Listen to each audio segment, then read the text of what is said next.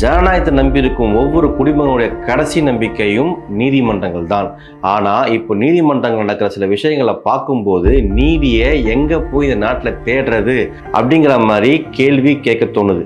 நம்ம செய்திகளை பார்க்கும்போதோ இல்லைன்னா செய்தித்தாளை வாசிக்கும் போதோ தினமும் குறைந்தபட்சம் ஒரு பாலியல் வன்கொடுமையாவது நம்ம கண்ணுக்கு தென்பட்டுருது.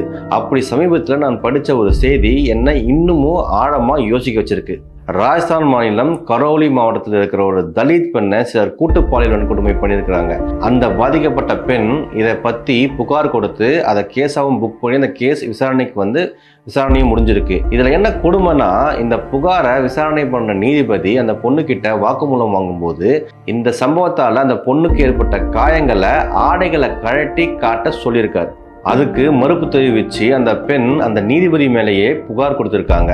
காவல்துறையும் வழக்கு பதிவு செஞ்சிருக்காங்க. இந்த சம்பவத்தை கேள்விப்பட்ட அனைத்து பொதுமக்களுக்கும் எழற ஒரே ஒரு கேள்வி என்னன்னா, ஒரு நீதிபதிக்கு எப்படி வாக்குமூலம் கூட வாங்கணும்னு தெரியாதா? பாதிக்கப்பட்ட பெண்ணை ஆடைகளை கழட்டி காயங்களை காட்ட சொல்றது எந்த விதத்துல சரி?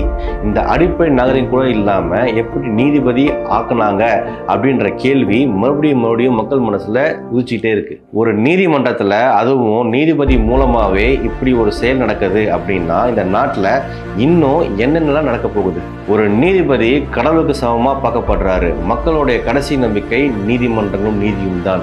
இந்திய அரசியலமைப்பு சட்டத்தை ஒரு நீதிபதி சரியான முறையில் கையாளுவாருன்னு தான் அவருக்கு அந்த பவரை கொடுத்துருக்காங்க. இந்த மாதிரியான சம்பவங்கள் நீதிமன்றத்திலையும் தொடரும் அப்படின்னா இனி பாதிக்கப்பட்ட மக்கள் நீதிக்காக நீதிமன்றங்களையும் புறக்கணிக்க வேண்டிய சூழல் தான் ஏற்பட போகுது.